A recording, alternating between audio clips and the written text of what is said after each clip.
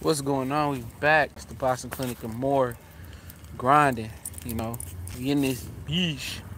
You feel me? And shit. We ain't, I ain't did a one man live stream walking miles in a minute. So we gonna walk miles and do this one man live stream. It's Q&A. I was gonna do the Badu Jack thing. The Badu Jack and Stevenson and Russell last thing with the panel. Just wasn't into it, man. So, be a one-man army today. Whatever you got to ask, boxing, life questions, music, basketball, football, movie. You know I haven't seen Deadpool 2 yet. But whatever you got to ask, right now is the time. Really no real, main subject to this right here. But some things went down in the chat yesterday. Some name call, not saying it. I can't be everywhere and do everything and ban everybody. I can't, make everybody happy neither. So, I mean, it is what it is. I try to give some guys a platform and the same opportunity, Fanon and other brothers gave me. Corey Lee Boxing Talk, what up, though? But, it is what it is, man. Shit's crazy. Come on. This shit's crazy, though, but we walking like the dog.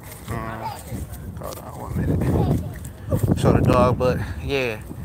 But like I said, Q&A, anything you got to ask, any question. Come on, stop being a dumbass. We can just start off about Badu. We can start off with JoJo Diaz and Gary Russell.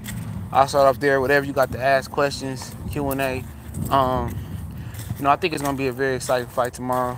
I like Gary Russell, and I've grown to like JoJo Diaz watching his tape. He's a hell of a fighter, JoJo Diaz. He can dig to the body. He can counter punch, and I think he might have the second fastest hands at 126. And obviously Gary Russell probably has the fastest hand in boxing that I've seen. He's very, very quick with his hands. Now his lower body, he got good feet, but he ain't got them blazing feet like he got hands. Like Khan got pretty fast feet and fast hands. You know what I'm saying? What's going on, Chris Hayes? Like I said, it's Q&A. Whatever you want to ask, open discussion. Gonna try to rock it out as long as we can. Walking Miles edition. Probably the last time y'all see me walk miles on the one-man live stream for quite some time after this weekend. But yeah, he got some quick hands, man. Diaz probably got the second quickest hands. And somebody hollering for some reason. What you hollering for? But, it's a dangerous fight. And for people that's not giving JoJo Diaz no chance, I think it's disrespectful to JoJo Diaz. I understand that JoJo Diaz, he ain't been on the top level before, dog. I understand that. Like, he ain't beat a name or fought a name like Lomachenko or something like that. But, I can't hold that against him. He probably had great sparring, great, he was an Olympian as well. Sit down. You're doing too much. If I go tie you up. He was a great Olympian. He probably had great sparring. And the thing about it today is Gary Russell revealed on Barbershop Conversation that JoJo Diaz had some issues making weight. They said 15 minutes before the weigh-in, he was in the sauna trying to make the weight. Said yesterday he was trying to cut weight. So may that be a factor? Could be. He's younger. And everything else. She's scared of dogs. Oh, okay, cool. It's all right. Let me walk him real quick. Please calm down. Calm down. He's real hyper. Yeah, he ain't been out today. I'll bring him back around when I wear him out a little bit. But yeah. Like, when you young, you can kind of bounce back. When you was like 21 years old. And what's up, Magneto? Mac Shamil, I'm just call you that because I'm on the move. But it's different. Like when you 21 and you go out and drink, or you're in your 20s and your teens, you go out and drink real good. The next night you can get up, work out, do all the shit. When you get older, you can't do that. So JoJo Diaz still can go ahead and cut weight and still not be that effective. Now, if it's a high-paced fight, it's a dog fight, and it's like neck and neck going into those championship rounds, you know, might be Gary Russell, you know, because Gary Russell, like a very, very small guy, he didn't look like he was, you know, having a hard time making weight. So that's something else to look at as well, you know. But at the end of the day, you know, Jojo Diaz made his peace. You know, he cut the weight, he made the weight, and, you know, he talked the talk. Now it's time to walk the walk. Same for Gary Russell. You got to remember, Gary Russell's been very inactive. And by the way, any question you got, anything about anything, this is open Q&A. This is not a boxing thing. You want to know something about some NBA, some football? Like I said, I know a lot of different shit, bro. Boxing ain't even my main thing. It's just, you know, something that I'm just, you know, I like to talk about a little bit more than the rest of them. But like I said, anything you want to talk about, open discussion. Open discussion, just not boxing. We just gonna, you know, start at boxing. Jojo can't beat Gary Russell. Jojo can win. I believe he can. Will he win? I don't think so. What sport most? Shit, I played probably basketball, then football, then boxing. So I play football. I can break down X's and O's and basketball and football. If I wanted to coach, like, for sure, if I wanted to coach, I definitely can coach basketball and probably football on both sides of the ball, to be real. Boxing, that's 50-50. I had to get, you know, a mentor in boxing. I'm not going to lie. Because a lot of shit is different. You know what I'm saying? So, but yeah, I mean, I think he could beat Jojo Diaz. What do you want? He's acting like an asshole right now. Jojo Diaz can beat Gary Russell. You know what I'm saying? Just on the fact, Shamil, just on the fact of how inactive Gary Russell is, and you got the hand injuries for Gary Russell as well. So that's something you gotta look at too. Those hand injuries, and then when you inactive, when you get to that real high interval, like, I don't know if you pay attention to the NFL. Excuse the helicopter above me. If you pay attention to the NFL, a lot of them guys, those guys come out there and they be you know, they be out of shape. And you see all them ACL tears and Achilles tears, some soft tissue injuries, the hamstring. That be due to the inactivity, not training, no, not working out. And then you want to get out here and get the practice and try to use practice to get in shape. It don't work like that. Same thing for Gary Russell. You can, you know, even though he ain't been out of shape, he probably been active in the gym, but you can't simulate a real fight. No matter how bad, you can have the greatest sparring in history, but you can't simulate a real fight. And that's for real. No, I don't think LeBron James on PEDs. No, LeBron James has got hella genetics, man. You know, you could tell, you know, somebody, they got the frame for the body type, dog. He's got the frame. When he was younger, he had that look. He did. LeBron had the body frame for that body. You could tell. You of course, at that age, he's not gonna have that mass on him, dog. He ain't gonna have that mass. He gonna have a frame. And a lot of the guys you can see with that body frame and them broad shoulders at first, he was gonna be a beast regardless. He's a genetic freak. And some guys just got it like that. And I've seen guys on first hand in the gym, some guys that weigh 150 pounds, they just got more fast twitch muscles than somebody else, man. So I definitely wouldn't put that on LeBron to say he was on steroids. He just, you know, and not only that, at a young age, and everybody knowing he was going to the NBA, he had the best of everything. When you got a nutritionist and you can afford to eat clean and eat right, see, eating right and working out right and having the resources and the tools to do so is a different thing. You know, it's different. I knew he's gonna run off. Look at this guy. He having too much fun, dog. They gonna start running though. Let me get him back. A grown ass boy is scared of a dog. Come here, boy. He just want to get loose. Come here. Come here, sir. Come here. Sit down. Sit. There you go. All right. Too many people here for him. They scared of him. He's just a fucking baby though. But at the same time, you know, he just had the best of everything. When you got the best nutritionist and you willing to put the hard work in, you know, you will be all right, in my opinion. But let me ask about God's Corner question. Oh, let me go. Yeah, a real shit. Like, before I get to Guys Corner Boxing, when you working out, dog, when you trying to lose weight, because I've done it before a lot of times. I could drop weight quick if I wanted to. Just basically, do I want to enjoy the lifestyle I'm living? So I done got it down to like a real science, bro. And when I get back in the gym, I document it on the page, just to show people that might be hating and saying that, oh, he probably lying. I ain't lying. I got the pictures and everything, but I'll redocument and do it over. But the thing about it is, it's hey, like he said, 75% of it is outside the gym. You know, in the gym, treadmill, walking, running, that's the easy part, you know? That's the real easy part. But your diet and being disciplined, when all your homies going out, drinking beer, hitting the liquor, you know, 40 ounces, whatever you do, it's a totally different ball game, you know? Totally different ball game. You know, but when you can say discipline and keep your calories counted to what it need to be to, and you can work out too, the weight gonna fall right off.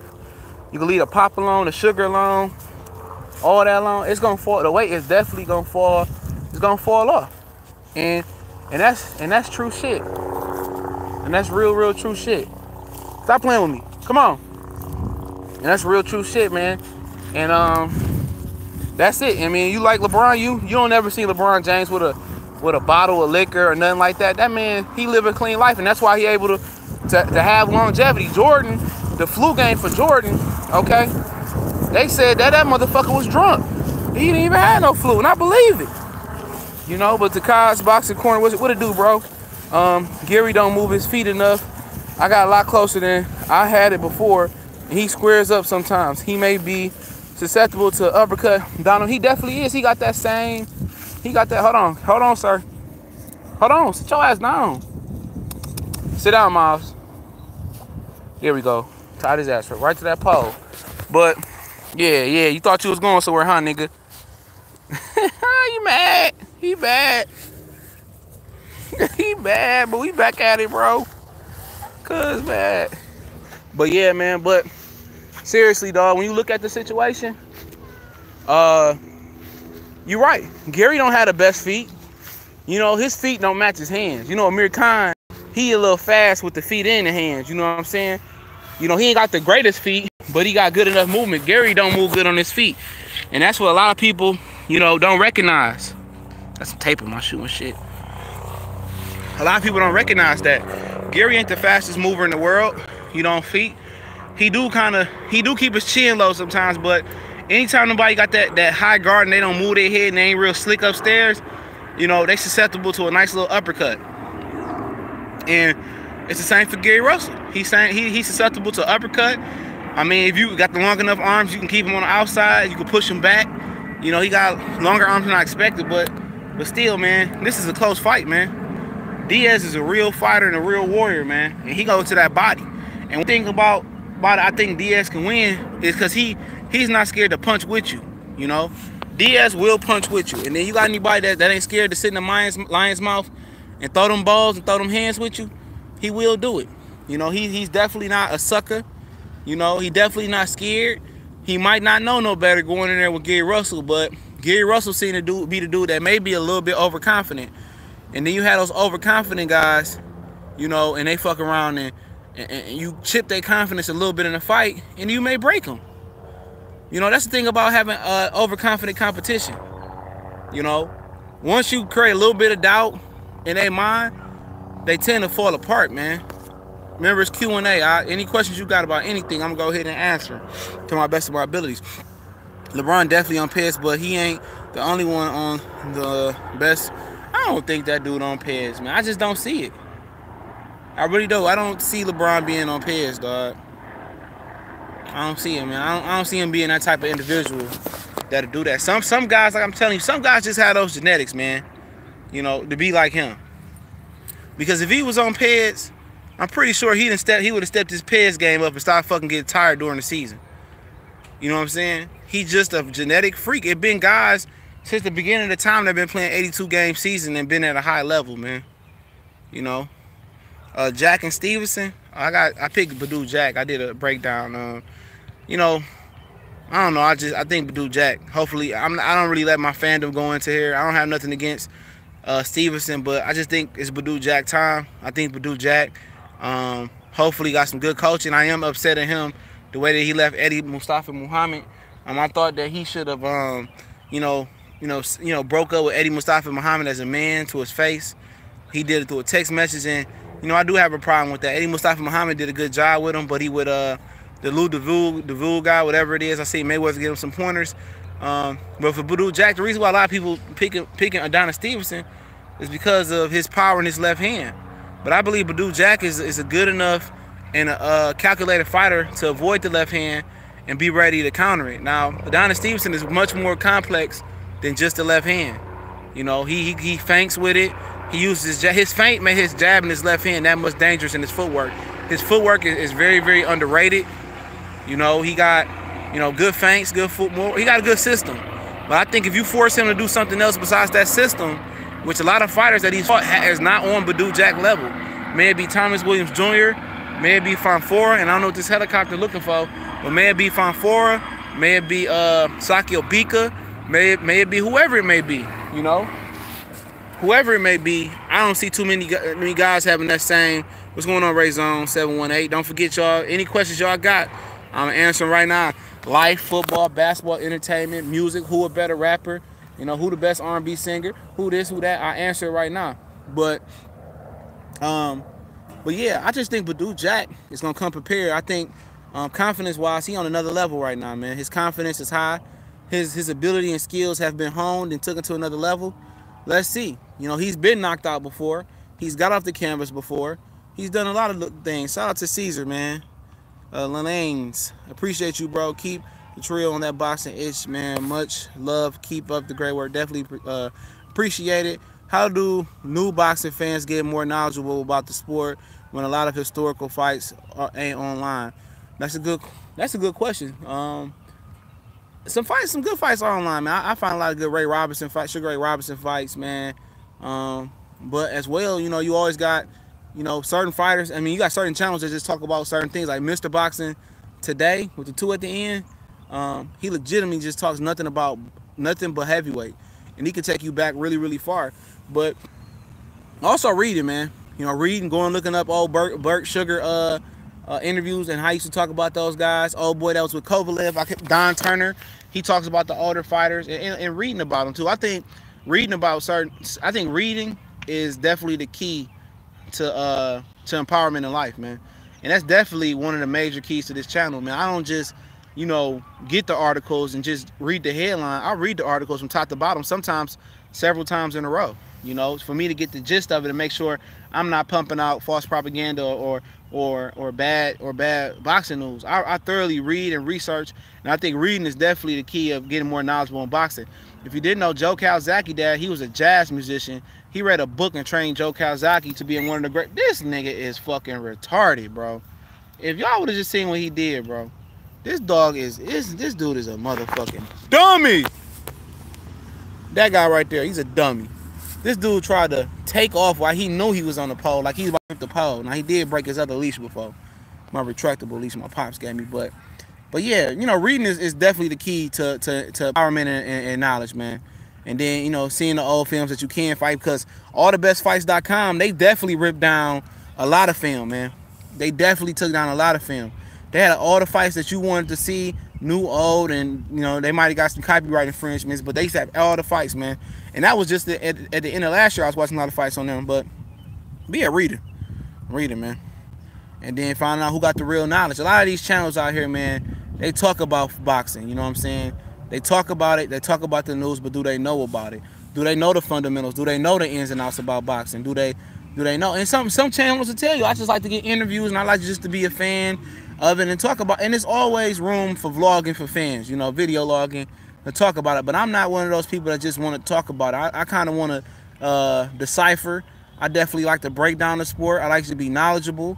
And, if it's time to talk about the news, it's time to talk about the news. But my first thing is just being knowledgeable, man, and trying to bring some real truth and facts about boxing. Shout out to Truth and Facts About Boxing, my homie Bo. Who you got in the NBA Finals? The Warriors. The Warriors and the Celtics. I did a prediction on them. At first I picked LeBron and them. But I'm like, you know what? I got the Warriors and the Celtics, man. I changed it at the last minute. I thought LeBron still can come back. But the Warriors just got too much, man. What the Houston did yesterday, bro, and what they did the other day, PJ Tucker ain't hitting all them threes again. When you go on the road in the NBA, especially in the playoffs, your role players are diminished. You know, they're not going to step up like they step up at home. So you imagine what Golden State role players going to do and Houston role players going to do. See, one thing, the reason why Houston can win one of the game on Golden State is going to be the simple fact that Eric Gordon is not supposed to be a role player at this point in his career. That wasn't a prediction. He was supposed to be at least a borderline all-star, okay? And he ain't became that. I think they should have kept Lou Williams over him, but that's another conversation for another day. You know? So it's going to be on Harden and Paul and Trevor Ariza to make some shots, man. Seriously, it's going to be on them to make a lot of shots and do what they got to do. Seriously, man. It's definitely going to be on them to kind of do what they got to do. But, you know, I just think Golden State, you know, they came out and just said, okay, we won one game. Well, I don't give a fuck about the next game. You know what I'm saying? We going to go at the crib and win two. They had the wrong mind state, man. You can't just flip the switch in the middle of the sport, man. Or in the middle of a Western Conference Final. You think the Cavs can come back? Yeah, I think the Cavs can come back. I definitely do. You know, LeBron was one of the best players I've ever seen lace him up. And I think eventually, like I said in the Houston part, when you go home, your role players tend to step up a little bit more. You know what I'm saying? So J.R. Smith ain't gonna be 1 for 4, whatever the hell he is in the series. Kyle Korver gonna hit some shots. Kevin Love gonna continue to play.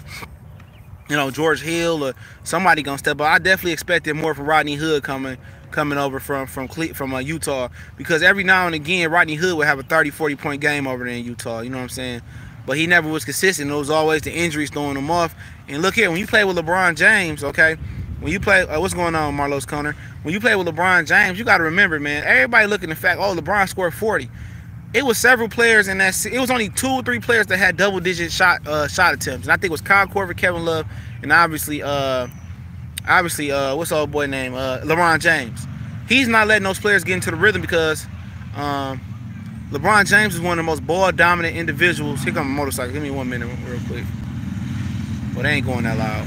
But LeBron James is one of the most, you know, he's one of the most ball-dominant superstars I've ever seen in my life.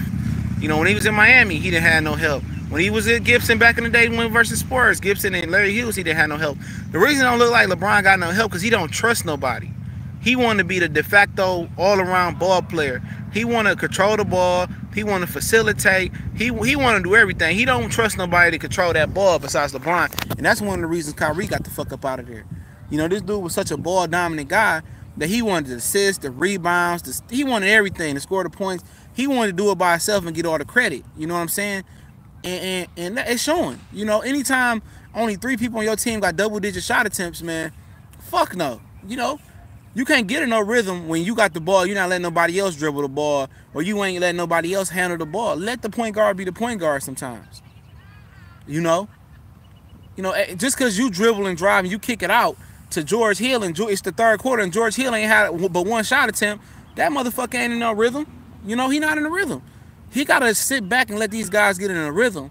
You know what I'm saying? He got to sit back and let somebody else handle the ball. He got to come off a screen, post up. He got to set the pick and be the roller sometimes. Stop trying to be the vocal point of everything. And that's LeBron James' problem. They talk shit about Michael Jordan, but he had the versatility to let Scottie go ahead and run the offense. He had the versatility to go ahead and let Steve Kerr take a shot. Let Kukoc get his run in. You know, he never was as ball dominant.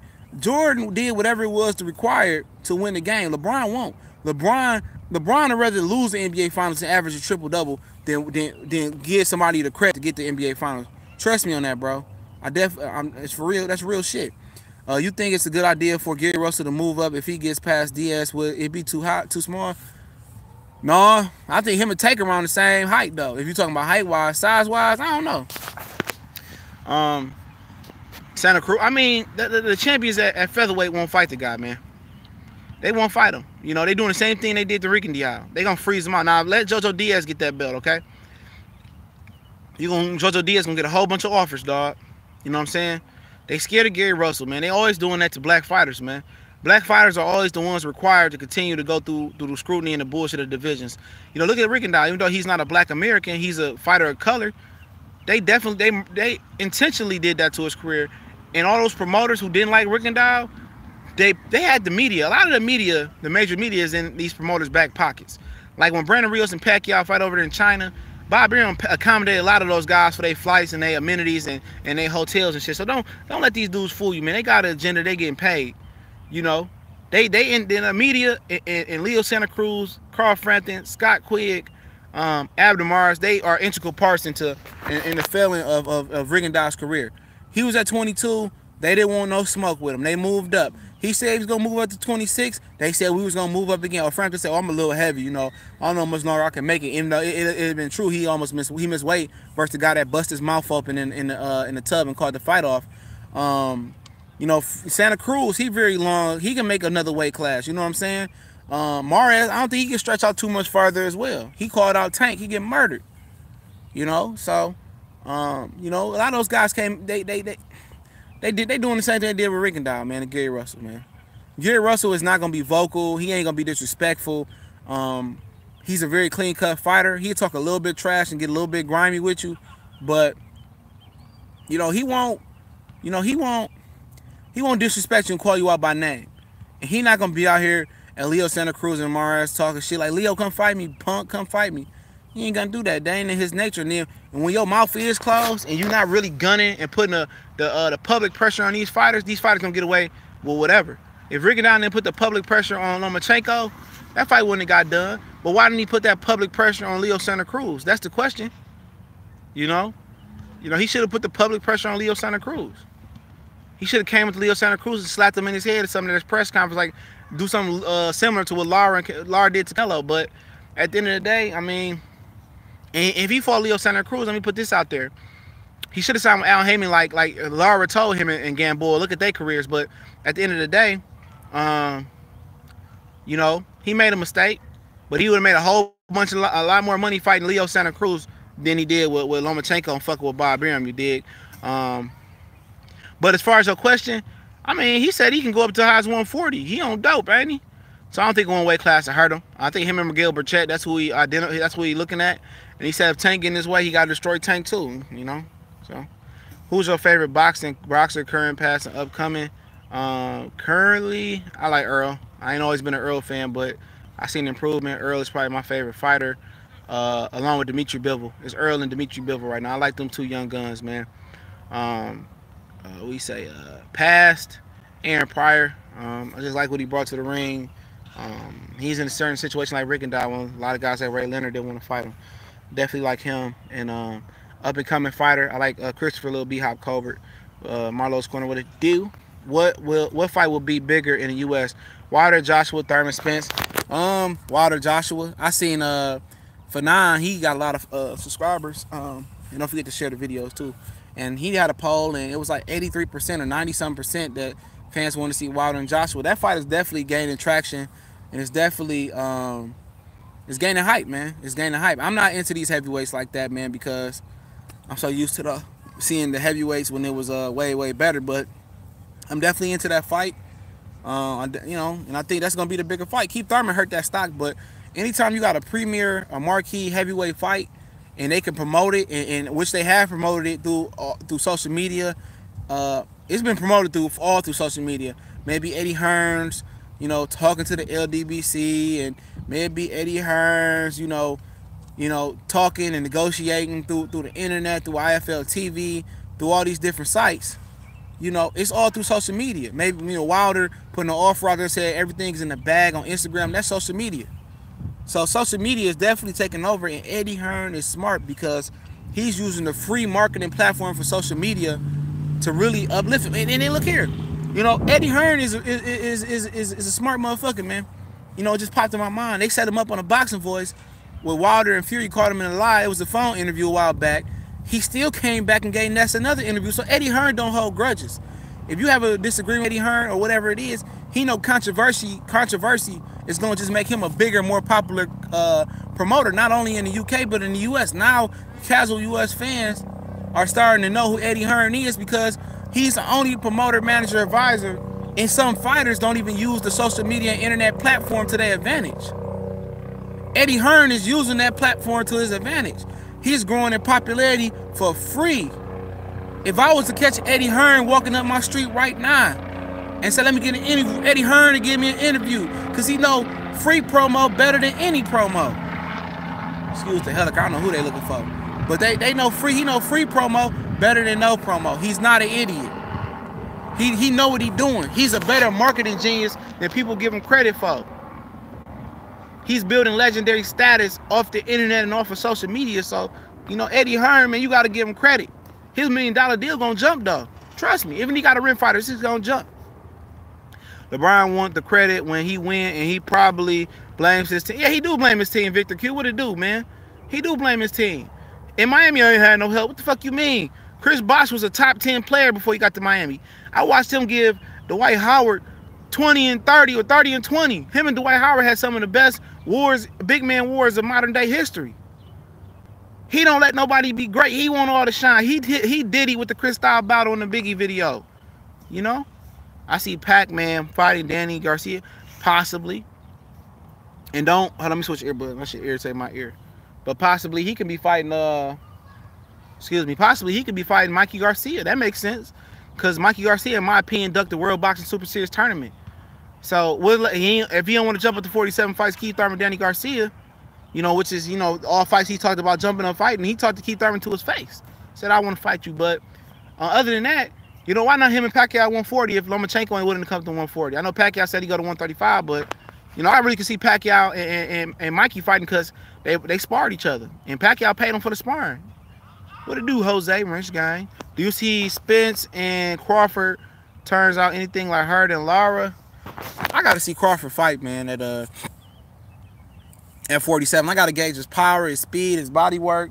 But, you know, first impression is not everything, though. You know what I'm saying? It's not, because at the same time, you know, he gonna grow into that weight class. Just because your debut at a weight class, it don't mean that's gonna be your best at the weight class. You know what I'm saying? Usually guys grow into the weight class. You know, they know how it is to make weight. And some guys probably be iffy, because remember Chris Algieri missed weight versus Pacquiao to catch weight. He always made 140. He's a nutritionist. So it's a filling out period, but I think I gotta see Bud first. But I think Bud, I'm just gonna head on jumping on him and say Bud is a better offensive fighter than Lara. And, you know, at that point, he might be a better defensive fighter than Lara, man. Because Lara, I think he was a little bit overrated defensively, unless he just dropped off. I like Crawford as well, even though some people call me a Crawford hater, because I just don't, you know, I don't, you know, worship the ground he walk on. You know, that's just not me. You know, I'm going to tell you why I don't preordain fighters. And I did the same thing with Earl Spence. Same thing with Charlo. This is what people don't see in these conversations I have with some of my buddies. You know what I'm saying? What they don't see is the private conversations that we had. I thought Andrade would have whooped the fuck out of both Charlos, man. You know, my boy from Colossal Box Talk, Smooth Talk. I mean, I said Smooth Talk. Smooth Cat would tell you, dog. Me and Big Cool from Colossal Box Talk, who be on my show sometimes, we just thought Boo Boo was the shit. You know what I'm saying? We thought Boo Boo was gonna tear it down, but we know 7-8 did an interview with Andre Rozier. I'll talk about that towards the end and get my synopsis on that. But, you know, shit changed. I thought Kell Brook would be Earl Spence. You know? I just thought that much highly of Kell Brook, and I didn't see it in Earl Spence completely. But Earl Spence, you know, did what he had to do. I ain't always been an Earl Spence fan or Charlo fan. They made me fans about their progression in the sport of boxing. Deontay Wilder wasn't always, I was still not that high on Deontay Wilder, but I support him.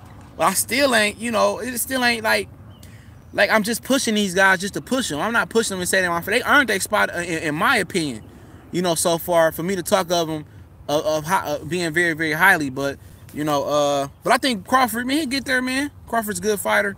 I think he'll definitely beat Jeff Horn. I think it won't be easy, but he will. Would you like to do a collab in the near future? Definitely. Go ahead and in my other videos that's not live stream, you can check the description, or just go to the Boxing Clinic and more. Just how I spelled on here on Facebook, and DM me and we can exchange information. I definitely Ray Zone 718. I don't mind doing it. Do you think Broner take the rematch with Vargas, or will he pursue Conor Bradley? Or what would be the best move? What will he do? He gonna find the best financial fight for him at the lowest risk. I always thought that it was always gonna do Danny Garcia and Adrian Broner. You know, ever since Adrian Broner bought, put the face-off picture on the internet, now Heyman, according to Danny Garcia, tell him to take that shit off. I think that's always a fight that was going to be put together. I think when both guys are kind of near the end of their popularity, and they might have a real motherfucker at the end of the tunnel, like Earl Spence for Danny Garcia if he beat Sean. I always thought that was a fight that they was going to do. So if Danny does beat Sean, and Broner can, let's say he beats Vargas in a rematch, I think that fight will be right before Errol Spence fight next year, if they wanted to. Even though I think both Errol Spence and Sean Porter and Danny Garcia had already been told by him that they had to face Errol Spence pretty soon. But the best move for Broner is to go back down to. That's a good question. What is the best move for that motherfucker, man? Because he ain't beat nobody at 47. You know, he might beat Madonna, little brother. I missed him fight at the Barclays Center. He might be him, Fabian Madonna. But I don't see him beating Yugas. I mean, him and Devin got the same coach. Lamont Peterson, you know, they brothers, and I don't even think I don't know if he gonna continue fighting. You know, at 140, it's a dog-eat-dog world, man. If you want to jump in that 140-pound division, but he still got Omar Figueroa he can fight. Don't forget about Omar Figueroa. Somebody gave me a video idea. Figueroa, in another video, I do it before the night end or at the turn of midnight. But Figueroa is another guy that he can look at. You feel me? At 144, he can give Figueroa the catchweight this time. That's a fight that intrigued me. So I think that's his best financial move, Figueroa, right now, or Danny Garcia. Are you interested in a bit in MMA? Yeah, I did some MMA videos. I'm still learning. I'm definitely still learning. I'm learning to like the sport. And eventually, hopefully, I can love it. Squalls, what's up? MMA be on point. What's talking so long for Pac-Man so long to fight Khan? I think it's the handlers that don't want Pacquiao to fight Khan. I think it was Bob Arum. Now that he's on the promoter, I don't know. You know, I don't know, man. You know, Pacquiao probably ice Khan, even at this point. Because I wanted your opinion on Darren Till and Wonder Boy. See, I don't know them. I'm going to keep it real with you. I don't know them. I know the basic guys. You know, what's all Stepik, the heavyweight guy, and the African guy he fought. I definitely like that fight. One of the first main fights I watched was the first DC and John Jones fight. But I occasionally look at them. I don't know the guys' names, but I try to get into it. And I think the Stipe fight really, after the heavyweight guy, hopefully I ain't butchering his name. He definitely showed me that he's a tough competitor, man. He's a great ambassador for MMA and the UFC as well. As well as, you know, honestly, I never watched the Conor McGregor fight before he fought Floyd. I never seen one, and that's mad crazy. I never seen a McGregor MMA fight, man. I've seen the Weedman guy fight. I've seen John Jones, actually, Anderson Silva fight. I've seen a lot of them different guys fight up and down in that division. You know, at this point, I seen a little guy with the Khabib. I seen him kind of fight a little bit. I checked out Tony Ferguson to see what that was about. Obviously, Ferguson got hurt. So I'm learning the sport, man. I'm not real versed in it, though. If it's about money, Pac-Man versus Khan is the money grab. It depends on where the fight happened at, to be honest. That's a good fight. Definitely Sean Tour. I'll be seeing you in the comment section. People still think that. I mean, it depends on where that fight happened at, man, to be honest. You know, UK, that's a great fight. UK, that's gonna put 100,000 in the seats. Pacquiao fight anywhere like the UK. Like I said, I thought Pacquiao should just do a European farewell tour, man. Fight about 10 times in like 6 months and just, you know, rack up the money that way, man. People love to see him. What division they are in. Who, Pacquiao and Khan? Both. Well, they got Khan ranked back at the welterweight division. I don't know why the fuck Khan is at the welterweight division when he fought. He wasn't ranked before the Philo Greco fight, so. Orlando Williams, what's good? What's good, fam? Haven't seen you in years. Powerhouse Jim, I'm gonna need you to come on my podcast. Hey, Lando, that's you, bro? That's you. You know I stay up the street, bro. I stay up on Bramall, going towards Telegraph, homie. Go ahead and hey Orlando, go ahead and hit me up on Facebook, the Boxing Clinic and more. You know, hit me up on Facebook, the Boxing Clinic and more. Just DM me there and we exchange shit, man. I don't know. I've been driving by your mom's house, bro. I ain't been seeing your car out there and shit. I live right up the street now. I'm about to move out this bitch now. I'm trying to get out the hood. Chris Algeri is gay. Robert Garcia once asked if he had trained a gay fighter, and he said yes, but I could say he was still in the closet. I mean, shit. I ain't about to get into that shit. Let Chris Algeri live, man. What is your top 5 welterweights? Shit. I got Earl, Keith, Danny and Sean. You know, and Jeff Horn. I put Jeff Horn over Danny and Sean.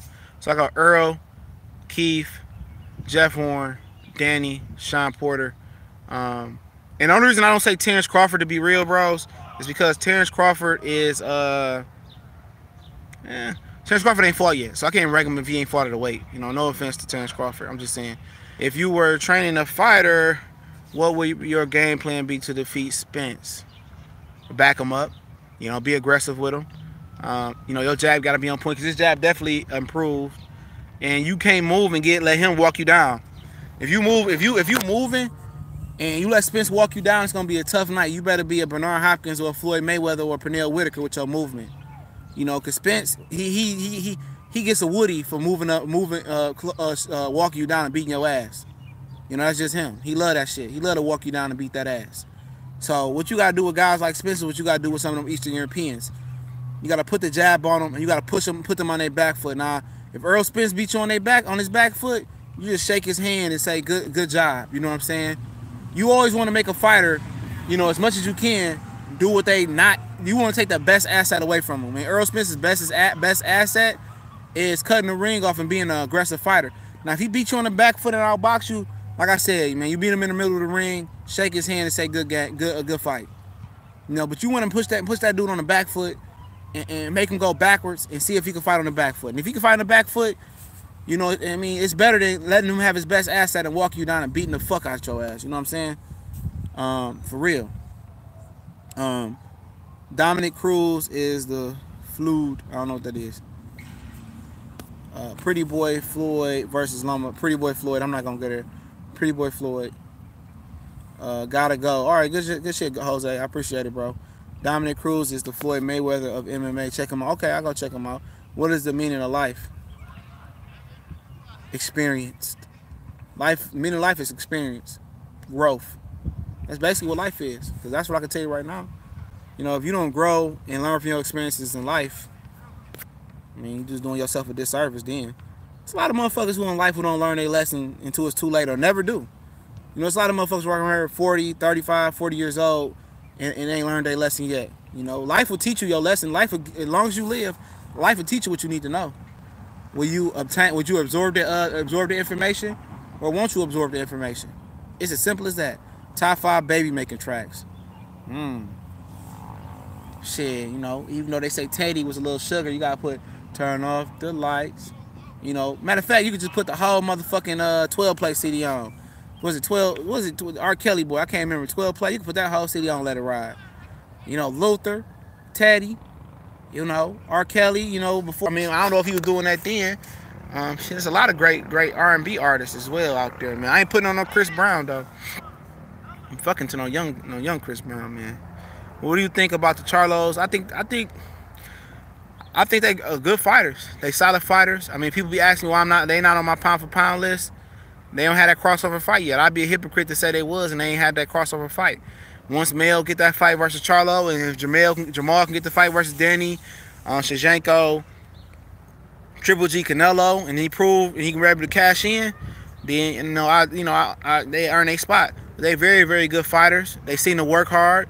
They seem to be dedicated. They seem to be about what they say. And you know, I know a lot of people want to see them get humble, but anybody that want to fight the best in boxing, I gotta rock out with you, because I think Darren Till is one of the ones who gonna beat Tyron Woodley. Yeah, Tyron Woodley is a good fighter, so I gotta check out this Till kid, man. Yeah, this me. I got the new whip. No Facebook. I'ma send you my number and your message in your chat. Yeah, if you can message me on here, yeah, add me as a contact. That's the only way you can do it. Yeah, I got Instagram too and Twitter. Twitter the same name. Instagram, the Boxing Clinic 313. Other than that, I can't get my personal number out though. But if you was to comment on one of my other videos that ain't live stream, I definitely can click on your name and we can exchange. But go ahead and do what you do. Oh, that Freddie Jackson ugly ass. Yeah, I got a little Freddie Jackson in there, man. Teddy P. After Alex Reed's interview about Triple G ducking in the video, as people got crazy shouting out fake news, what are your thoughts about that? Do you think it's a credible source? Yeah, I think it's a credible source. I mean, shit, he's sitting right next to that motherfucker David Benavidez and Jose Benavidez. And I know for a fact that I heard out of Abel Sanchez's mouth that David Benavidez gave Triple G some good work. I know for a fact that Triple G and his team will do some shit like that. You know, oh, shut up, David Benavidez. We don't want, yeah, you know what I'm saying? I know for a fact they pull a whole shit like that, man. But I ain't mad at him. I won't want to fight that young guy either. That young guy used to be 300-something pounds, bro. You know, he used to be 300-something pounds. Yep, 300 something pounds. So he lost a lot of weight. So when you that big, you know, some of that fat boy power, that fat boy natural strength don't go nowhere. So yeah, it ain't no fake news. What that man got to lie for? Alex Ariza probably got a story for days, bro. I don't think he got to lie about shit like that. After Alex Ariza interview about Triple G ducking Benavidez, I did that. Is Crawford a weight bully? No. If you make the weight, it's no debate. I still think Spence should have fought Cotto fight. Nope. That was dumb. Cause if he had to sign with Golden Boy, I mean, for what? Would you sign your life away for when you go sign $1 billion deal with Eddie Hearn? Mayweather versus Hopkins. That's 2 different weight classes, bro. It wouldn't happen. Mayweather barely can make 154. That's, you know, talking. Bernard Hopkins started his career off at 168. A lot of people don't know that. He started his career off at 168. I think enough of the. Damn, these kids still outside. My dog, hopefully he calmed down a little bit. He be a little bit too fucking hyper. Hey, sit. There you go. All right, come on. But yeah, I think a lot of these dudes be a little bit hyper and shit, but I hate walking through the grass and shit, because if I walk on some shit, I'm gonna be mad, but I ain't got no gym shoes on. But yeah, I think there's too much weight differential, man. Starting to learn how to work this Instagram shit. Everybody write me on Instagram. I should have just trained this nigga out here today while I was on there, bought some treats or something.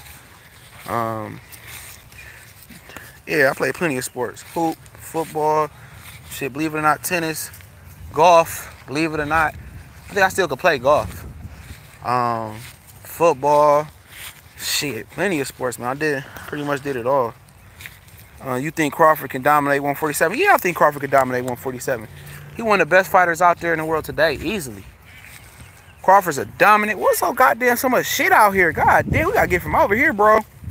If I step in some shit, you getting your ass whooped. Come on. Hold on, I gotta guide myself through the shit. But yeah, he could definitely dominate the division, man. He's an excellent fighter. He's an excellent fighter. You know, I don't see too many guys that really can match his demeanor, his skill sets. No, he's a dominant. He's a potentially dominant fighter. Come on, man. Come on, stop being a fucking fuck. Excuse my language. He be acting stupid. All right, I'm sorry. This is gonna be animal cruelty right here. Calm down. Come on. But yeah, he could definitely be dominant. That ain't no thing. Your logo, man, coming through. All right, yeah. Let me know, man. I thought it was you that I emailed, or somebody. I know I emailed somebody. I got my email, but not only just that though. I got another channel too. I just talk Detroit sports. Somebody giving me a theme song, so I'm gonna see how that work out. He worked for the NFL, so he reached out. And if it work out, I might get a theme song for this. I definitely gonna need a logo, so I definitely working on that. Then shirts and everything else. Everybody that donate, super chat, PayPal. I gotta get with Fanon about that Patreon shit, man. That shit confusing. So hopefully I can chop it up with him before we go live on Sunday. I'll be on Fanon International Boxing channel. Most of the brothers know Fanon. I think he said Sunday. He got a busy Saturday, so me, him, and Blood Boxing Returns will be on there. You know, Blood is the founder of the LDBC. I'm not an official member of the LDBC, but I'm definitely affiliated with a lot of those guys that come on my show. And one thing that really get misconstrued about the LDBC is that it's all about race baiting and being pro-black. It's really not. I mean, it's just, you know, boxing talk for a community of boxing talk that want to hear that real shit. And if you don't want to hear real shit about facts, it's really not the community for you. But you can continue to shoot those questions, man. I ain't got nothing but time. I'm asking. Oh yeah. I'm not sure. Yeah. I don't know, man. The guy I emailed, he ain't sent me my logo back. Excuse me. He ain't sent it back to me yet. So I'm working on it. I had a few people do some logos for me before. It just ain't what I wanted, you know. So it's just something it's just something that I want different. I'm being real picky about the logo because this is gonna be my logo for the long haul. I might get a secondary logo at one point, but this is gonna be the logo that go on the shirts. That's gonna go on the website. That's gonna have the banner that I'm gonna have for the radio show, and it's definitely gonna come along, man. I definitely want to kind of model myself after what Dante done did. That's the kind of route I want to take. As far as, you know, with the radio show, then I want to do the website. You know, I kind of want to be like that, man. Eventually, the goal for me is to be able to, you know, make a living off of this, you know, full time, and just have a solid 40-hour job, and I could be just happy, you know, or with a part-time job where I can get benefits. That's the goal. You know, my goal is to, you know, to blow this up, man, to be a major media outlet. And it takes time, though. It really do. I don't want to be those guys to get up there in the 30, 40, 50, 60, 100,000 subscribers, and I'm kind of doing the same thing I was doing at 4,000. You know what I'm saying? I want to progress. Eventually, interviews, going to the fight. Yeah, I want to do all that, but I want to kind of expand it, man. You know, expand it. And, you know, you got guys who get interviews, you know, but they really don't do shit with the interviews, you know. They don't ask the right questions, or it's not taking them to the right, you know, in the right heights of this shit. You know, you want to market yourself, too, and you want to put it all together. And that's the goal. That's definitely the goal. The stuff Crawford did at 140, he's not going to do that with the top dogs. Bo Mack has been doing a lot of kissing because he knows that the pimp Bob Arum is not letting Crawford come to play. I think they know that they know Bob Arum ain't gonna let him. I think they know that Bob Arum not gonna let him fight right now with Earl Spence. He gonna be fighting Adames, Jose Benavidez, and the other kid from the Ukraine and shit. He'd fight them first, but eventually, if the fans demand it after Wilder and Joshua blow over, and maybe Earl Spence beat Danny Shine or Keith Porter or whatever it may be, I believe that they'd have to force his hand. Remember, Bob Arum's like 80-something years old, you know. And this has been on my mind for quite some time.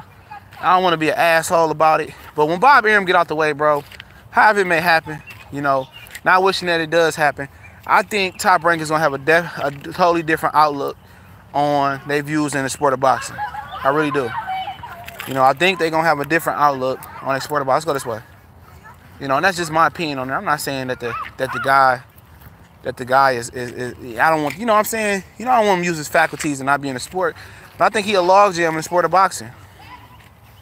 You know, that's just my opinion there. But as far as Crawford, yeah, Crawford is not going to be able to attack at 147 like he did at 140, not right away. You know, it'll be more the Beltran and the Postal fights. A little bit more movement, you know, mixed with some aggressive type of fights. You know, he won't be you know, knocking guys out like that at 47 right away, man. You know, shout out to Black Fight Fan. What it do, fam? Earl almost sold out, bro. 10,000 tickets 1 month out. Yeah, I figured he would. I looked at the Ford Star Center. It looked like a hell of a center. A lot of people say that's what high schoolers play and shit like that. You know, but it holds 12,000 though, man. The Barclays only holds 4 more thousand. The MGM Grand, 4,000 more. MGM Grand only holds 4,000 more than that. So it's a big venue. And plus, when you testing somebody's market out, even in their hometown, you're not gonna go for the biggest venue. Don't Dallas Cowboys Stadium hold like 7,000 or something, like 70,000, 80,000 seats? They're not gonna go for the biggest venue. It's a tester. Once he sell out, next time you go to Dallas, it's gonna be a bigger venue. Same thing with Crawford with Gamboa. The next time he fought in Dongo, I believe they was at a bigger venue. So, you know, I think, come on, man, stop being a dumbass. I think, yeah, Crawford, Earl Smith's gonna sell out, you know, for sure. Yeah, 80, 90,000. Sometimes it varies with the Cowboy Stadium depending on the event because how the seating is. But Earl is aligning himself with the Cowboys. And that's the smartest shit you can do in the world. You know, why wouldn't you want to be in line with a $1 billion man in Jerry Jones? One of the most historic franchises and one of the most expensive franchise in the NFL. That's just dumb. And for Earl Spence, for us seeing Earl Spence like this, oh, why Earl Spence don't run down on this guy and call this guy out and pull his whole card? Because if he show that type of personality like Adrian Broner, guess what? The Cowboys not fucking with him. They want a clean cut guy that's gonna speak nice and not do all that ignorant shit and be an ignorant individual and not just be another nigga. And Earl Spence, he kept his personality even keeled. He clean cut. And at the end of the day, he got rewarded by being with Dallas. And this ain't the first time he done rubbed shoulders with the Cowboys. He was at the Thanksgiving Day game with Derrick James on the sideline. They know what they got in Dallas. And Earl Smith is exceptional talent. Exceptional. Did I always believe in Earl Smith? No, I did not. Same thing with Marcus Brown. I didn't always believe in Marcus Brown. I seen him at the Barclays Center. I didn't always believe in him. After the Hot Rod fight, I'm like, this nigga overrated.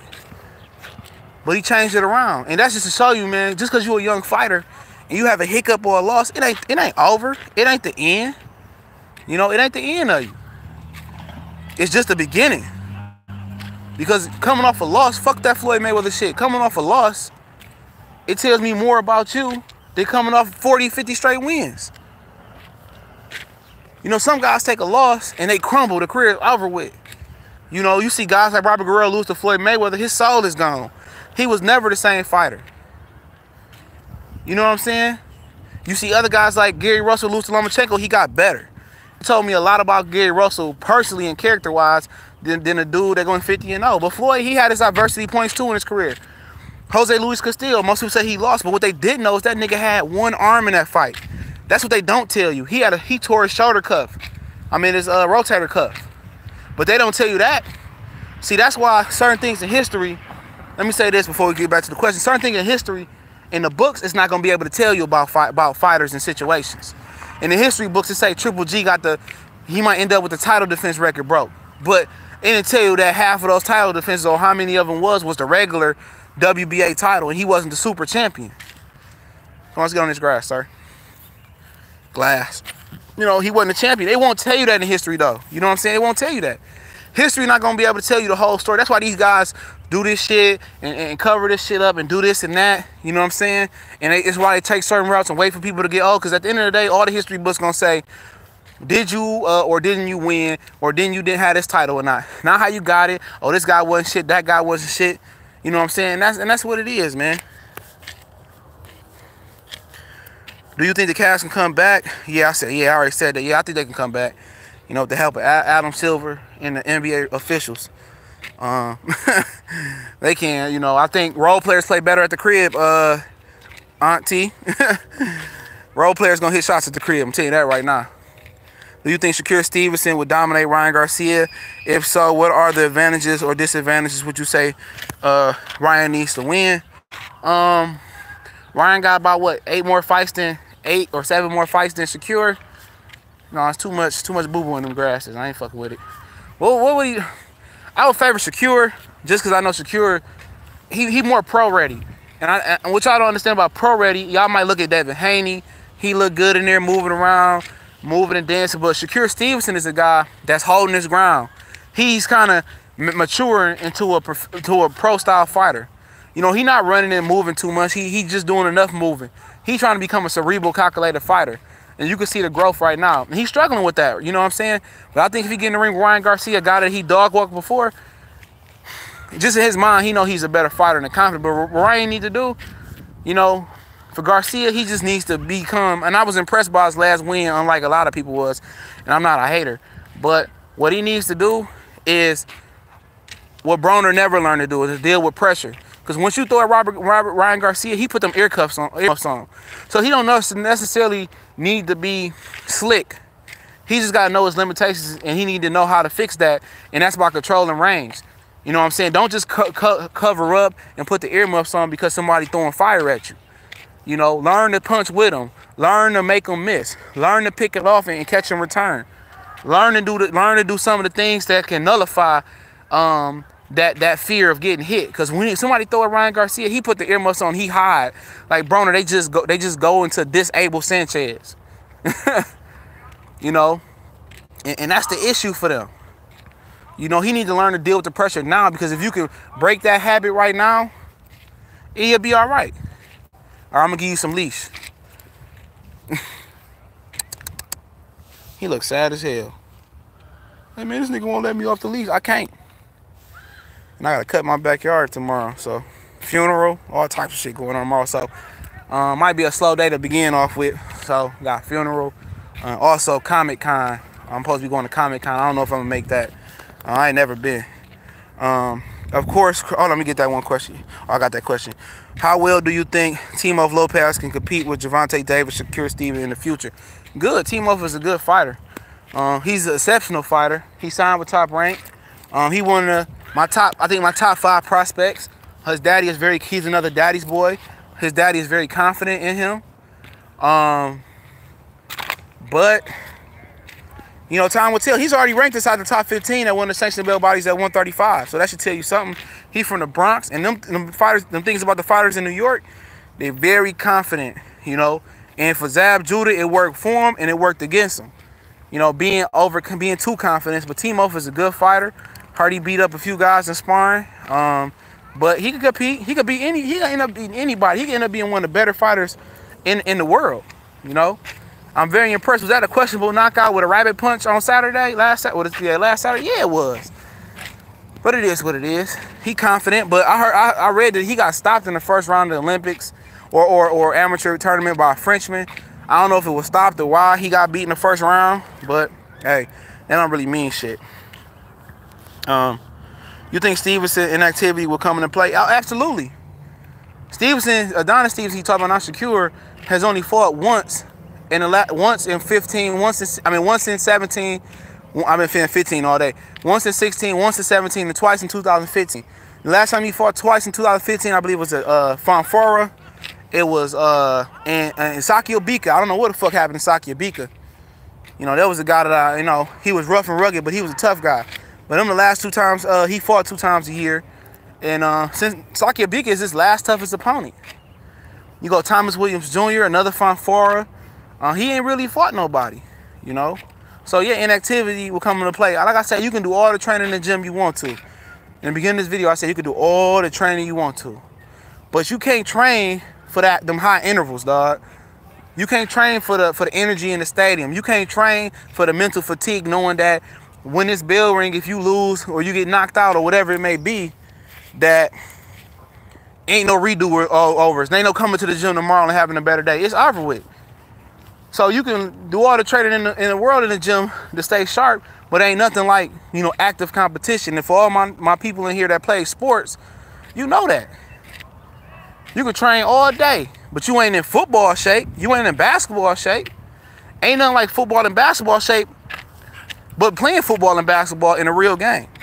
So, yep. How well do you... Yeah, I already read that question.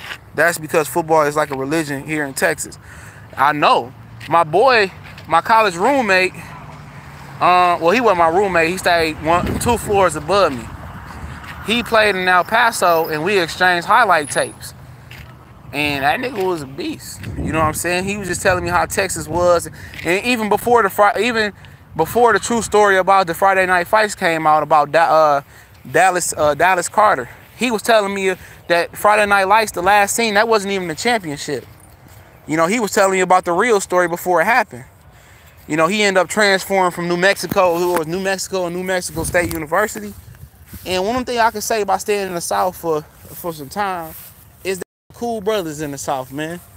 You know, coming from a city where there's a lot of hate where I'm at in Detroit, the South is something I'm trying to get back to, man. Hospitality there is really, really well. Not saying that it's perfect. I hope the Cavs don't. We all do hope the Cavs don't. I don't hope. I like to see LeBron cry at the end of the season. Who's the best counterpuncher in boxing today? That's an excellent question, man. Who asked that question? Caesar Langs. That's a hell of a question because Canelo should be up there. Clean, obviously. That's a good question. You got Canelo. Jojo Diaz is a good counterpuncher. I'm just trying to go off the top and think. Mikey is okay counterpuncher. Crawford is okay partner. That's tough. That's tough for me to say off top. But I'm gonna go ahead and give it to Canelo Alvarez just off the top of the dome, being the best counterpuncher in boxing, in my opinion, man. What city and state? Detroit, Michigan. That's where I'm from. My homie Orlando Williams, man, I ain't seen him in a while. We used to be workout warriors. He can attest to it. If he didn't hop back off, yeah. We work out all the time together, play high school ball against each other. Yeah, I dominated his ass. Like, no. No, the last fight of Timofey was a fake KO. Yeah, I heard it. You know, it was a rabbit punch. It is what it is, man. You know, I don't know. I just seen a knockout. I got to post it on the Boxing Clinic Facebook page. Is Linares and Mikey still interested in fight, or did Linares lose to Loma? It devalued him in Mikey's eyes. Because for Mikey and Linares, let me keep it real for you. Mikey ain't gonna fight Lomachenko. So anything less than what Lomachenko did versus Linares is just gonna be picked apart, and it's gonna be like, you know, Lomachenko better than him. Mikey didn't stop Linares, to just say hypothetically. Or it took Mikey 11 rounds to stop Linares. Or if Mikey stopped him in 1 round, well, Lomachenko knocked him out already. He wasn't the same fighter, so it is not even worth him looking at 35. It ain't worth him looking at Linares. Unless Linares go beat Lomachenko and unify the belts, or go to 140 and do something there and become a different fighter and repaint his reputation at 140. You know what I'm saying? So it ain't worth it, because if it's worth it, if he got it in writing that he gonna fight Lomachenko, you know what I'm saying? It's worth it at that point. But other than that, it's really not worth it for him, man. You know, it ain't gonna do shit but talk about, you know, how Lomachenko did it first and this and that.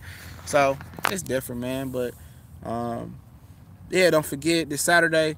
You got any more questions? Y'all can shoot anything, questions y'all got. But Badu Jack taking on Donna Stevenson, that's the last fight. It's 2 main events. It's a double main event. And if you don't know, I'll answer that question in a minute. Give me 1 second. But if you don't know, it's a double main event. It's going to be JoJo Diaz from the MGM National Harbor Bay in D.C. Shout out to the homie Corey Lee Boxing Talk down there getting interviews. Down there in D.C. You know, then we going up north after that. The late fighters are Donna Stevenson and Badu Jack. I wouldn't say he necessarily... I'm going to tell you this way. Trick the OG up here, man. So basically, he created a no-fly zone. So you can't come here and perform if you're an out-of-town artist without having a Detroit artist open up for you. So that's just tell you how much pull and clout he got over here. Detroit is a big city, but a lot of these guys, they look up to Trick. So, you know, necessarily I can't say that one guy runs Detroit, because that's not necessarily true. There's too many OGs. There's too many other dominant niggas in the hood to say that one dude run a city that used to be populated with over 1 million people. You know, I can't say that he runs the entire Detroit, but he's an integral part into business and shit, you know. He is. He whooped the fuck out of Trick Daddy, though. I'll never forget that. I'll never forget that, though. And, you know, any more questions y'all got, I'm here. I ain't in no rush. But yeah, like Eminem and Royce da 5'9", much respect. But like Royce da 5'9" say, they don't sound like Detroit. They music ain't Detroit, man. You know, Eminem is from Kansas or some shit, and Trick from Boston. I mean, Royce from Boston. The real sound of Detroit is coming up now, you know, with guys like T Grizzly. He sound like Detroit. He more in the line of the underground legends that paid the way for T Grizzly. You got a guy named Sada Baby. You got a lot of different guys that's probably going to pop off. Payroll, Giovanni, the whole Doughboy Cash Out. Those sound like Detroit. They are the product of the real underground, the real sound of Detroit. You know, and I'm just keeping it real on that. They the real sound of what Detroit music is. And Detroit, it's just never been known for just straight rappers. You know, it's been known for musicians, from the Temptations to the whole Motown, Smokey Robinson, you know, Anita Baker. I mean, you got some of the greatest musicians that ever did it. Kim. I mean, and then you go into the boxing legacy. It's crazy, because Ray Robinson was up here for a while. Joe Louis, Tommy Hearns. You go up north, you go to Floyd Mayweather, just outside of Metro Detroit, Ann Arbor, Ypsilanti. You go to James Toney. I mean, Emmanuel Stewart. The whole just mystique of Detroit is deep, and it's in a transition mode as far as what the city is turning around into. But, you know, do I want to be part of that transition mode? Absolutely not. You know, once you leave your hood, your natural habitat, which I stayed here I've been alive for 29 years, so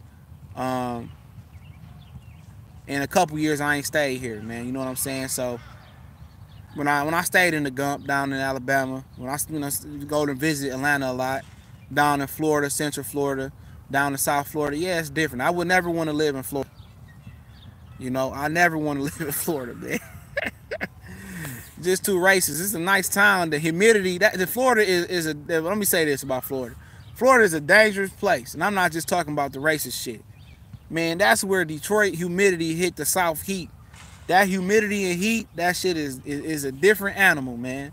But it's a beautiful city, I will say. Everything is clean, no state taxes. stuff of that nature. I mean, Alabama was very, very slow, you know, compared to a city like Detroit. But I grew to love it. I grew to love the slow life. I grew to go to Piggly Wiggly. I grew to love walking at Walmart 2, 3 in the morning like it was a titty bar. You know, I love that shit. I love being about an hour and a half, 2 hours, whatever it was from Atlanta, and being able to shoot there on the weekends and shit. You know, the South is lovely, man. Texas, been out to Killeen, Killeen, Texas. I forgot the base that's out there. Fort Hood, they had the big massacre after I left out there early in the 90s and shit when I was younger. But Texas was one of my great childhood memories as well. Dallas, going through Oklahoma. You know, it's great out there, man. It's great. It's a different type of living, and the whole stigma. If anybody got more questions, I won't keep going on. But the whole stigma of the South as it being racist, it's not like that no more. Because, you know, not even before Trump, you know, got in office, everywhere is racist. You know, even in Michigan, they have a large amount of that shit up here, man. You know what I'm saying? Go to Ohio. It's a large amount there. You know, Green Bay, Wisconsin up there, Upper Peninsula, Michigan. So now that the playing field is even, and it's this place is not as racist as that place no more. That shit is gone. That shit is done. Everywhere across the board is still, it got little Hicks towns and stuff of that nature and stuff like that. So that's not an excuse for us to be not to move some different where. Now, excuse me not to move to New York, California is just too goddamn expensive. Makes sense. Yeah, I remember the Trick Daddy incident. Love the Motown area. What up, 90s media? Being from Houston and having met both Charlo's brother, I gotta ask, does beating Jacobs create enough demand for Jamal Charlo to get Triple G? And who can Jamal fight if Hurd doesn't happen? That's an excellent question. And I got a couple friends that stay in Houston. You know, one of my guys, he moved on to Toledo. One of my guys went down there to play college ball. His brother just informed me that, excuse me, I got back issues. That his brother just he been down in Houston. I didn't know what part of Texas he was in, so he been staying in Houston. But yeah, it created enough buzz for him. If he beats Jacobs in a convincingly, excuse me, and dominates Jacobs, let's say he stops Jacobs. Yeah, it does. It really does create enough buzz for that man, because the reason why is Triple G fought tooth and nail with him. If Charlo was able to outclass him, maybe box him out the majority of rounds and make it look easy, will stop Jacobs convincingly without going through too much turbulence. Yeah, it does. It does a lot for him. You know what I'm saying? It really does. It's gonna make people put the pressure on Triple G. You look what he did with Jacobs. You couldn't even do that. So it does. You know, it does. And then for Jamel, ain't shit to do. When people got mad at me about my Jaime Munguia video, I just gave the dude nothing but love and say that he's not ready yet. It is a fact that he's not ready. The pup killer, Jermell Charlo, will beat his ass. He got to fight some real junior middleweights first. You know what I'm saying? He gonna fight Liam Smith. I got intel. I can't tell my source because he wants to be anonymous, and I respect that, and that's the way it should be. Now, Jaime Munguia is entering camp in 2 weeks to fight in July against Liam Smith. Because he fought to fight Liam Smith so quick is because he wants to hop back on the Canelo and Triple G co-feature on that card. So he want to beat Liam Smith. He wanted to fight Carson Jones to get an exception so the Liam Smith card could be on Canelo Triple G. I believe that was the aim, but it didn't happen that way. Liam Smith is an idiot. He don't want to sit down and wait. And what happened with Liam Smith and Saddam Ali is the fact that Liam Smith had an illness. He said he didn't know what's wrong. It wasn't like an injury. He was ill. So we all know what's going to happen. But if you didn't catch 7-8 Sports interview with Andre Rozier, I was playing some Call of Duty World of War, whatever it's called, 2 Modern War. I don't know what that shit called. I mean, I ain't played it in so long. You know, I still got it though. But I was playing that, listening to the interview, and he said some things in there that was interesting. You know, everybody knows Charlo, Boo Boo was gonna be Charlo. I'm like, at one point I thought so as well, but I don't think so now. And he says basically in so many words that, you know, Andrade, you know, I think Andrade used to train over there with Andre Rozier at one point in time, said he's been mishandled. And all the perception is that he don't want to fight nobody. His business handlers are messing it up for him. You know, he says that Star, and I know who his handlers are, because I read the article, Star and Banner Promotions, which he just read up with, is the biggest problem with him. So they the reason why he not fighting, why he making him look weak and like a punk out here. He says his handlers are not doing their job. And it's hard to do your job when you got a third and fourth rate promotional company. You think Al Heyman want to let Star and Banner Promotions get in where they fit in after he cut a deal and took time out of his day, which is time is money for anybody. But once you a guy like Al Heyman, when you give Demetrius Andrade the biggest payday of his life, and he's complaining how Jamel Charlo got a bigger payday than him and he didn't want to fight no more. So what do my pockets got to do with your pocket? I understand you're the champion. I'm getting paid more than you, but I got the A-side promoter. My promoter is paying you more than you ever made, but you going to pull out. So they not, when you do shit like that and pull out of fights and cost people money and time and money, ain't nobody going to work with you. Nobody taking Demetrius Andrade serious. I'm going to say what 7-8 didn't say for the most part, because he was interviewing Andre Rozier, and I like Andre Rozier. He was number 2 behind Derrick James for my trainer of the year last year. But like I said, there's no ties to Demetrius Andrade, you know, trainer and manager watch for Rozier. Like he said, that's one of his young guys he watched come up. But what I'm saying is this for this guy: when you pull out so many times and you doing a whole bunch of house shit and you going away and you doing all that bullshit, and you costing people time and money, because time is money. Ain't no promoter gonna work with you. Of course they gonna freeze you out. Of course next time they come across you, they got a purse bid, or you want to fight one of their fighters, they gonna freeze you out. Yeah, they gonna freeze you out, homie. Cause anytime somebody gotta write a contract up, have a lawyer write a contract, that's money. Anytime somebody gotta take time off out their day and talk about a fight, time is money.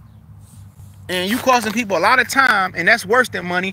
On top of that, excuse me, you costing people a lot of money. A lot of money too, and time, man. Anybody fucking with Andrade. And they say his daddy getting in the way too. I mean, if you ain't getting the proper shots you getting, you was world champion at. Look, this guy was world champion. He beat Vanez for a 140-pound belt, okay? 154-pound belt, excuse me. WBO. Check out this dude, man. A lot of people don't know this, and I say this all the time. He had an opportunity at 154 pounds. You know, he couldn't get Canelo. You know, him and Lara went through what they went through, okay? The Charlos was still young, but, you know, right before he was offered the Jamel Charlo fight. That's the Charlo that's at 154, okay? Because you notice he didn't go to the Jamel Charlo fight. He went to Jamal Charlo fight to call out the other brother because, you know, he ducked the other brother. So that's no here, no there. So, but you look at the situation, like, he had a situation where he held the belt. Basically, he was inactive. Before he was inactive, they like, look here, Demetrius. Peter Quillin actually dropped his 140-pound belt. You know, he didn't want to fight Matt Korobov, which Matt Korobov sounded like he fighting David Benavidez. Shout out to Colossal Boxing Talk for that. Y'all go subscribe to the homie Colossal Boxing Talk for that information. I read it too.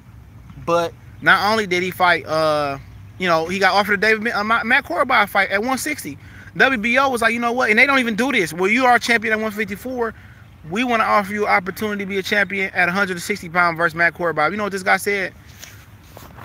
It's not enough money. It's not enough money. A HBO date and a shot to be a 2-time world champion at 160. That's before Triple G came over. Right when he came over, he turned it down. Now all of a sudden, you want to fight Triple G when you could have been had a middleweight title. And then this guy say, oh, what did the IFL TV interviewer asked him? He said, you know what? You want to fight, what about Billy Joe Saunders? Oh, no, Billy Joe Saunders, I'm not ready for him yet. Like he not doing himself no favors, dog. This dude is old news, man. He was one of the most talented fighters in the boxing world today. I said he should have been pound for pound ¡1. If he would have beat all the people in front of him, he could have got Canelo. He could have got Laurie. He could have got one of the Charlo twins. You know what I'm saying? He already got Vanez. He could be up at 160. He could have beat Billy Joe Saunders, because Billy Joe Saunders ain't really did shit neither. He looked good versus Lemieux. He got a lot of potential. But outside of the Lemieux win, I mean, the Eubanks Jr. was a good win, and Andy Lee, who ain't whooped on Andy Lee yet, even Brian Vera whooped on Andy Lee. He could have beat him, because he wasn't always at his best. You know, he could have came back and beat Peter Quillin and did what Danny Jacobs did before Danny Jacobs got the opportunity. It could have been a takeover. He could have been positioned to already fought Triple G or be in position to fight Triple G. He could have easily had 2 of those belts. But like I said, that's when you ain't got the proper team around you, like Andre Rozier said, you end up like Demetrius Andrade, and he read up with him. Him and Andre Ward, they ain't the smartest people in the book, because Andre Ward should have never read up with Ten Goosen. And Demetrius Andrade made the same mistake. He made the same mistake. You don't go with no second and third boxing promoters. It's It's the big players, it's the big ballers, and it's the little motherfuckers. And they went with the little motherfuckers. And rest in peace to Dan Goosen, too. Or was it Joe Goosen? I think it's Joe, excuse me. No, it's Dan. My bad. Joe is the trainer and still alive. But that's his fault. His fault. He wanted to play with the big boys. You gotta go get a big boy promoter. You gotta go get Al Heyman. It's just the way it is now. And Star and Banner Promotions, before I get to the questions, excuse my bad. When I get to your question, Star and Banner Promotions is a promoter where, look here. Eddie Hearn or Top Rank, like, let me get options on Andrade. They not a promoter where, oh, let's work together, and if this happened, you can, we can make this happen. No, they want options on that small promotion. You know what I'm saying? Willie Monroe was with that promoter too. And did y'all hear about the story with Willie Monroe? I didn't even post the shit. Look how just Willie Monroe is just, man. Look here, man. I like the guy and all. He seems like a good guy. But he tells Fight Hype that the little Billy Joe Saunders' son was waiting for him at the arena after he punched him in the nuts. He refused to go into the arena unless Billy Joe Saunders' son was removed from the interest of him to go in the stadium. I would have beat that kid's ass. He punched me in my nuts. As soon as he about to state, I would have smacked the dog walking shit out of him. I know you in the UK, but he punched me in my nuts. I would have smacked that kid. His face would have been pink. I might not be able to beat his daddy, but I fucked the little nigga up. You feel me? Ain't no little nigga gonna run me out of me about me make money. I ain't going in. Dude is soft. Triple G seems weak now. He old. Anytime you got that style, or Rory, anytime you got that style of relying on your chin and taking punishment, your body gonna break down at some point. That's any fighter. It's fight because you gotta remember he took blows since he was what, 12, 13, 14 years old. He was a street fighter. He went through long Olympic run. He been pro for like 10 years. Now that's a lot of punishment just beating on your head. Neurologically, your body has a punch count. It's only so many punches your body can take before it starts to degrade and disintegrate. And that's real shit. Who was that white guy that gave him a problem with that? Was that in Russia? You talking about Andrade? It was Jack Colclough. Jack Colclough just lost to Magic Man Saluki. That's what I call it. I can't pronounce his first name. The guy that just fought Danny Jacobs. Magic Man Saluki. That's Jack Colclough. He fought Demetrius Andrade in the Olympics. So that little nigga was short, but he was Andrade had been off for quite some time. So who you think would have won the Marcus Madonna that beat Broner, Earl Spence that beat Brook? So that's an interesting fight. Probably, I don't know, man. Probably Spence. I probably favor Spence. Because Spence was just bigger than Madonna, you know what I'm saying? He was just bigger physically. His chin would have definitely been tested, though. That's a pick-em fight, to be honest. I'm going to just take that back. That's a 50-50. I might just slightly lean towards Earl Spence because of, of his natural size and his body punching, because Madonna couldn't take it to the body. So Spence might stretch him to the body, though.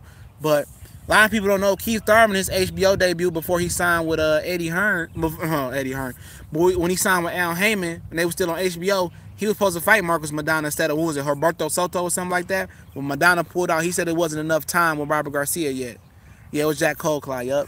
Colclough just lost to Saluki. I don't think Saluki even stopped Colclough. Nobody stopped Colclough before at all. But also with the interview with 7A Sports and Andre Rozier, he talked about the Danny Jacobs fight, man. I know y'all want to hear about the Jaime Maguire-Saddam Ali situation. But he talked about the Danny Jacobs and Saluki fight. He said basically Danny Jacobs wasn't listening to him, like 7A said, and he said that Danny Jacobs was just trying too hard for the knockout. I'm not gonna say that. I'm not gonna even hold that performance looking back against Danny Jacobs, because when you fighting at home, you know what I'm saying, you want to get the knockout. You want to just stretch the guy. And he said in the 12th round, once Danny Jacobs let his hands flow like naturally, he drops Saluki. He said that's what I was trying to get him to do the whole night. And he was just in front of his hometown trying to get a knockout. So that's not going to be the narrative or indicative of how Charlo and Jacobs going to go, though. That's not how it's going to be. But he talked about Jaime Maguire and Saddam Ali. He said that it was his decision. It was up to him to approve Jaime Maguire for Saddam Ali. He said it was his mistake. He'd never make that mistake again. So he took the grunt. He took all the blame for Saddam Ali getting in the ring with Jaime Maguire on 2 weeks' notice. I still think it's fishy. I think Saddam Ali got extra cash for facing this guy on 2 weeks' notice. He basically passed the torch to Jaime Maguire. And, that's him, man. That's definitely, he said he'd never do it to Saddam Ali again. He never make that mistake again. Anybody could have told you not to make that mistake. Was money a factor? Probably, definitely money was a huge factor in them taking that fight. Because no fight, no money. They gotta wait for a paycheck. And then you definitely don't want to ask Oscar for... My bad. I don't know if anybody's still on here. But we back up. And I just want to, you know, for upload purposes, I just want to, you know, finish what I was saying. But yeah, like I said, when you go and look at certain fights, when I knew that Danny can take the punch of a big puncher like Kendall Holt, I said he'll be okay versus a guy like versus Matisse and all the other skills matched up with it. So for him, stop playing with me. But for him, I mean, that's just how I see fights and how I break it down. But tomorrow, I try to build up a nice little archive, fellas. You know, basically what that means is I'm gonna build some videos up while I'm out and about tomorrow, and so I can just continue to drop videos all day. You know what I'm saying? So that's basically how I get ahead of the game. You know, usually Fridays, Saturdays is a slow day for me. You know, when it's a regular week for me, when I go back to my work week, it's usually a slow week, but slow day, especially Sunday when football on. But other than that, tomorrow we're gonna get the ball rolling, man. We're gonna do, I'm gonna tell y'all right now, I'm gonna come on live and do a live reaction to Badu Jack and Adonis Stevenson. I'm gonna do a live reaction to that fight, okay? And I hope you guys enjoy it. The live reaction I did on my page, it did great numbers. We had great conversation, and you already know it's not gonna be any footage.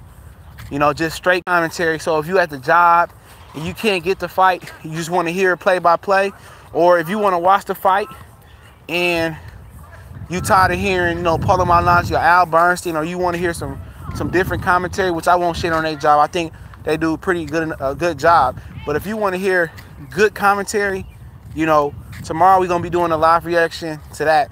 I can't get to the Lee Shelby. Y'all know Lee Shelby, one of my favorite fighters out there from the UK, period.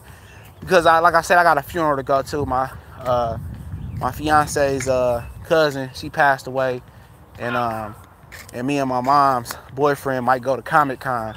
I might have to cancel Comic-Con though. But other than that, bros, I definitely appreciate it for working out, for watching, bro. I definitely appreciate it, man. Super chats, donations. Don't forget, we on Facebook, Instagram, and Twitter. Just pick another regular video. I didn't do a live stream, and all those links are in the description. And like I said, man, you know, we want to just continue to be proactive, and you can share the video, man. And it won't hurt just to share. That's better than the donation. Just sharing it on Facebook and just, you know, getting us out there, because, you know, do I want it bad? Yeah, I want it bad. I want to get to 10,000 subscribers bad. Yeah, I want to get to 100,000 subscribers, but yeah, I do. And I'm very, you know, I'm very keen to what's going on. I seen Dante Boxing Nation legitimately before I end this video and pull up to the crib. I legitimately seen Dante Boxing Nation had 15,000 subscribers, dude. Cause I remember T Street Controversy. I know a lot of y'all know him. He was talking shit, trying to start internet beef with other channels and shit. And he was talking about, oh, you know, Dante only got 15,000, and, you know, trying to start fake beef with Dante. Dante said, I'm happy with my little 15,000 subscribers and shit like that.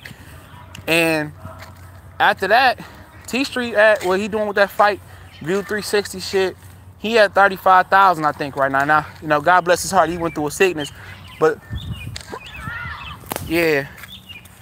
But he had 150,000 right now, so that's just put in perspective, man. So holla.